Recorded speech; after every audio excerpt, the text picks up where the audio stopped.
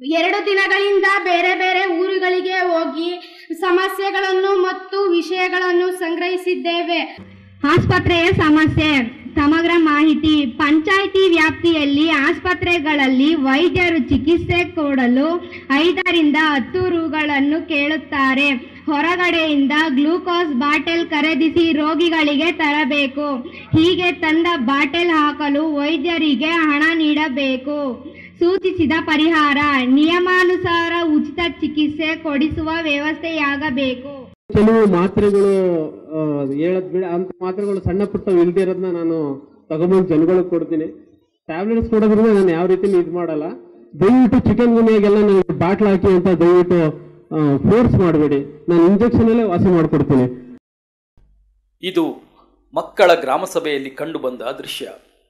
ಮೈಸೂರು ತಾಲೂಕಿನ ಹಾರೋಹಳ್ಳಿಯಲ್ಲಿ ನಡೆದ ಈ ಮಕ್ಕಳ ಗ್ರಾಮ ಸಭೆಯಲ್ಲಿ ಮುಗ್ಧ ಮಕ್ಕಳು ಯಾವುದೇ ಮುಜುಗರ ಇಲ್ಲದೆ ದೊಡ್ಡವರಿಗೆ ದೊಡ್ಡ ದೊಡ್ಡ ಪ್ರಶ್ನೆಗಳನ್ನು ಕೇಳಿದರು.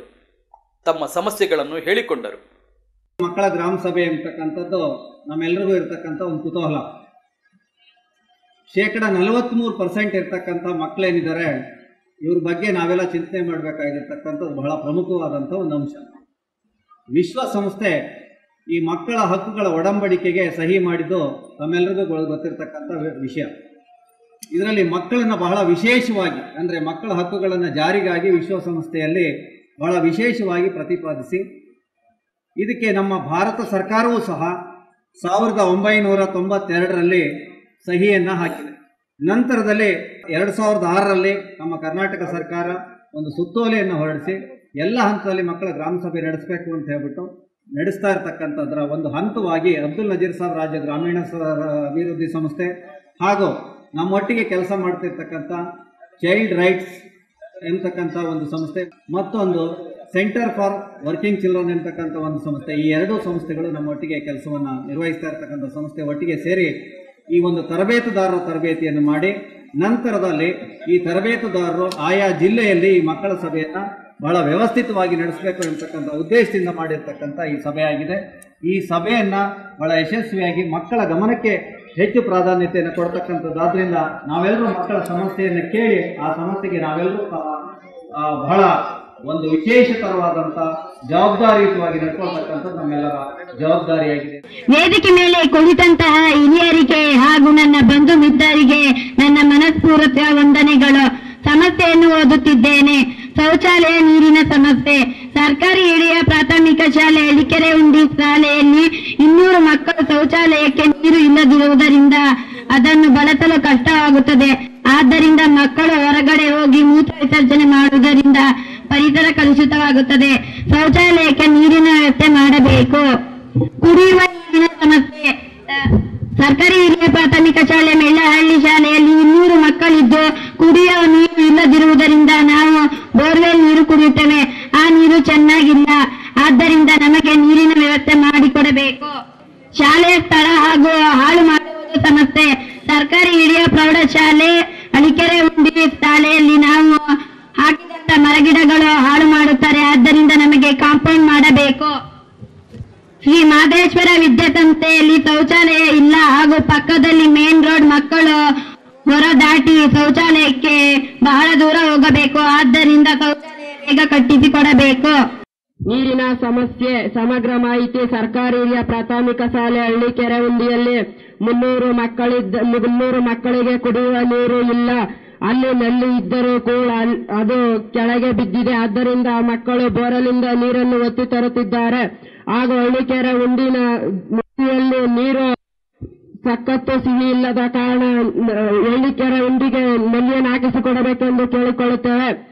ಮಕ್ಕಳ ವಿಶೇಷ ಗ್ರಾಮ ಸಭೆಗೆ ನನ್ನ ಒತ್ತಾಯ. ಇಲ್ಲಿ ಸೇರಿರುವ ದೊಡ್ಡವರೆಲ್ಲರಿಗೂ ನಾನು ಕೇಳಿಕೊಳ್ಳುವ ಏನೆಂದರೆ ನನ್ನ ಕೆಲವು ಗೆಳತಿಯರಿಗೂ ತಮ್ಮ ಸಮಸ್ಯೆಗಳನ್ನು ಹೇಳಿಕೊಳ್ಳುವುದನ್ನು ತಮ್ಮ ಮುಂದೆ ಹಂಚಿಕೊಳ್ಳುತ್ತಿದ್ದೇನೆ.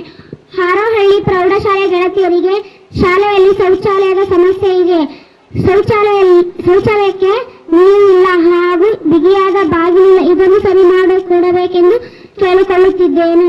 ಇದೇ ಪ್ರೌಢಶಾಲೆ 10ನೇ ತರಗತಿಯಲ್ಲಿ ಓದುತ್ತಿರುವ ವಿದ್ಯಾರ್ಥಿಗಳಿಗೆ ಗಣಿತ ಶಿಕ್ಷಕರು ವಾರಕ್ಕೆ 3 ದಿನ ಮಾತ್ರ ಬರುತ್ತಾರೆ ಎಂದು ತಿಳಿಸಿರುತ್ತಾರೆ. ಅವರಿಗೆ ವಾರದ 6 ದಿನವೂ ಗಣಿತ ಶಿಕ್ಷಕರು ವ್ಯವಸ್ಥೆ ಮಾಡಬೇಕೆಂದು ಕೇಳಿಕೊಳ್ಳುತ್ತಿದ್ದೇನೆ.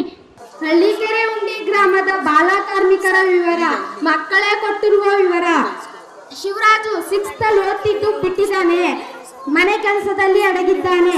ದೀಪಿಕಾ 7th ಓದ್ಬಿಟ್ಟಿದ್ದಾಳೆ, ಅವಳು ಕೂಡ ಮನೆ ಕೆಲಸದಲ್ಲಿ ಅಡಗಿದ್ದಾಳೆ.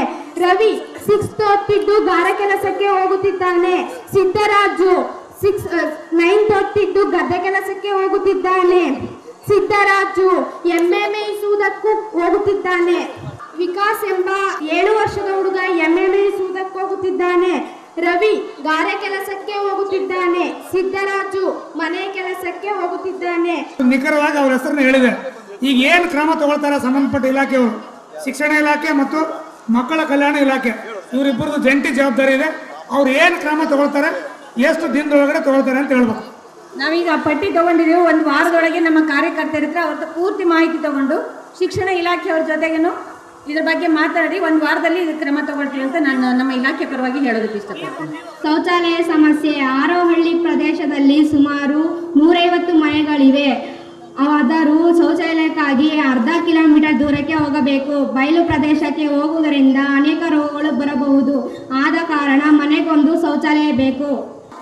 ಎಲ್ಲ ಶಾಲೆ ಮಕ್ಕಳಿಗೂ ಗ್ರಾಮ ಪಂಚಾಯತಿ ಕಾರ್ಯದರ್ಶಿ ತಿಳಿಸೋದೇನೆಂದರೆ, ನೀವುಗಳು ಹೋಗಿ ನಿಮ್ಮ ತಂದೆ ತಾಯಿ ಜೊತೆಗೆ ಜಾಗ ಪಕ್ಕದಲ್ಲಿ ಇರುವಂಥ ಜಾಗಕ್ಕೆ ಒಂದು ಶೌಚಾಲಯವನ್ನು ಕಟ್ಟಬೇಕು ಅಂತಂದ್ಬಿಟ್ಟು ನೀವು ನಿಮ್ಮ ತಂದೆ ತಾಯಿ ಹತ್ರ ಬಲಾತ್ಕಾರ ಮಾಡಬೇಕು. ಆಗ ನಾವು ಒಂದು ಪಂಚಾಯಿತಿಯಿಂದ 1200 ರೂಪಾಯಿ ಸಹಾಯಧನ ಕೊಡ್ತೀವಿ. ಅದ್ರ ಜೊತೆಗೆ ನೀವು ಒಂದು ಸ್ವಲ್ಪ ಮೇಲೆ ಹಣ ಹಾಕ್ಕೊಂಡು ಶೌಚಾಲಯ ಕಟ್ಕೋಬೇಕು. ಶೌಚಾಲಯ ಕಟ್ಕೊಂಡ್ರೆ ಯಾವ ರೋಗ ಕೂಡ ಹರಡಲ್ಲ ಅಂತಂದ್ಬಿಟ್ಟು ನಾನು ಈ ಒಂದು ಸಭೆ ಮೂಲಕ ನಾನು ಎಲ್ಲ ಮಕ್ಕಳಿಗೂ ತಿಳಿಸ್ತಾ ಇದ್ದೀನಿ. ನಾವು ನಮ್ಮ ಸೋದರ ಮನೆಯಲ್ಲಿ ಅಧ್ಯಕ್ಷರು ನಿಮ್ಗೆ ಮನೆ ಕೊಡಿಸ್ಬೇಕು. ಈಗ ಮನ ಸಾಂಕ್ಷನ್ ಆಗಿಲ್ಲ, ಇನ್ನು ಸಾಂಕ್ಷನ್ ಆದ ನಂತರ ಅವ್ರಿಗ ಜಾಗ ಇದ್ರ ಮನ ಕಟ್ಕೊಡಕ್ಕೆ ನಾವು ಸಿದ್ಧ ಇದ್ದೀವಿ. ಹಳ್ಳಿಕೆರೆ ಉಂಡಿ ಗ್ರಾಮದಲ್ಲಿ ಬೆಳಿಗ್ಗೆ ಹಾಡಾಗಲ್ದು ಹೊತ್ತಲೇ ಇಸ್ಪೀಟನ್ನು ಆಡುತ್ತಾರೆ. ಅದನ್ನು ನಿಲ್ಲಿಸಬೇಕೆಂದು ಕೇಳಿಕೊಳ್ಳುತ್ತೇನೆ. ಏನು ಹೇಳ್ತಾ ಇದ್ದಾರೆ ಆ ಸಮಸ್ಯೆ ಬಗ್ಗೆ ಸೂಕ್ತ ಕ್ರಮ ತೆಗೆದುಕೊಳ್ಳೋದಕ್ಕೆ ನಮ್ಮ ಹಿರಿಯ ಅಧಿಕಾರಿಗಳಲ್ಲಿ ನಾನು ಮನವಿ ಮಾಡಿಕೊಳ್ತೇನೆ. ಮಕ್ಕಳ ಗ್ರಾಮಸಭೆ ಮಕ್ಕಳ ಬೇಡಿಕೆಗಳಿಗೆ ಧ್ವನಿಯಾಗಬೇಕು. ತಮ್ಮ ಸಮಸ್ಯೆಗಳು ಮತ್ತು ಬೇಡಿಕೆಗಳನ್ನು ಮುಕ್ತವಾಗಿ ಮಂಡಿಸಿ ಪರಿಹಾರ ಕೇಳುವ ಕೆಲಸ ಇಲ್ಲಿ ನಡೆಯಬೇಕು. ಮಕ್ಕಳ ಗ್ರಾಮಸಭೆಗೆ ಸಾಕಷ್ಟು ಪೂರ್ವ ತಯಾರಿ ನಡೆಯಬೇಕು. ಮಕ್ಕಳು ತಮ್ಮ ಊರಿನಲ್ಲಿ ಮನೆ ಮನೆಗೆ ತೆರಳಿ ಸಮಸ್ಯೆಗಳನ್ನು ಹಾಗೂ ಬೇಡಿಕೆಗಳನ್ನು ಸಂಗ್ರಹಿಸಬೇಕು. ಈ ಬೇಡಿಕೆಗಳನ್ನು ವರ್ಗೀಕರಿಸಿ ಗ್ರಾಮಸಭೆಯ ಮುಂದೆ ಓದುವ ಕೆಲಸ ನಡೆಯಬೇಕು. ಗ್ರಾಮಸಭೆಯಲ್ಲಿ ಉಪಸ್ಥಿತರಿರುವ ಜನಪ್ರತಿನಿಧಿಗಳು ಮತ್ತು ವಿವಿಧ ಇಲಾಖೆಯ ಅಧಿಕಾರಿಗಳು ಮಕ್ಕಳು ಹೇಳುವ ಸಮಸ್ಯೆಗಳಿಗೆ ಸೂಕ್ತ ಪರಿಹಾರಗಳನ್ನು ಹುಡುಕುವಂತಾಗಬೇಕು. ಈ ಪ್ರಕ್ರಿಯೆ ಪ್ರಾಮಾಣಿಕವಾಗಿ ಫಲಪ್ರದವಾಗಿ ನಡೆದಾಗ ಮಕ್ಕಳ ಗ್ರಾಮಸಭೆಗಳು ಅರ್ಥಪೂರ್ಣವಾಗುತ್ತವೆ. ಮಕ್ಕಳ ಧ್ವನಿ ಗ್ರಾಮಸಭೆಯನ್ನೂ ಮೀರಿ ವಿಧಾನಸೌಧದವರೆಗೆ ತಲುಪಲು ಸಾಧ್ಯವಾಗುತ್ತದೆ.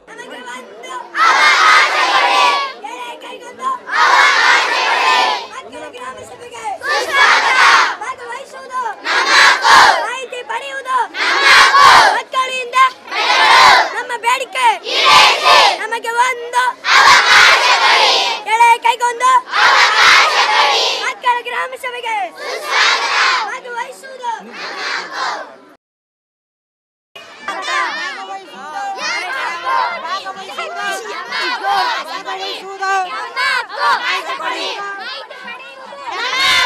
ಮಾಹಿತಿ ಪಡೆಯುವುದು